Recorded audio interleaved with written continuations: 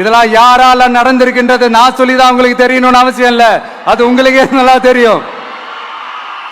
இப்படிப்பட்ட நம்ம தெய்வங்களை, இப்படிப்பட்ட நம்ம மக்களை தற்குறின்றது இன்னமும் சொல்லிக்கிட்டு இருக்கிறாங்க. நான் காஞ்சிபுரத்துல சொன்னதை தான் இங்க நான் திரும்பவும் ரிப்பீட் பண்றேன். நீங்க தற்குறின்னு சொன்னீங்களே, அவங்க தான் உங்களோட அரசியல் வாழ்க்கையே ஒரு கேள்விக்குறி ஆக்கி இருக்கிறாங்க.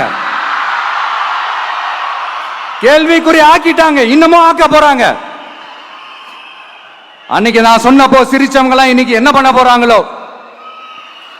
உண்மையை சொன்னாதான் அந்த கூட்டத்துக்கு கசக்குமே.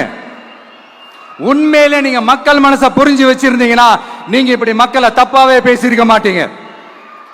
அது என்ன, அப்புறம் அரசியல் புரிதல் இல்லாம மக்கள் நமக்கு ஓட்டு போட்டுட்டாங்களாம். இந்த கவர்ச்சியில மயங்கி மக்கள் நமக்கு ஓட்டு போட்டுட்டாங்களா. நான் என்ன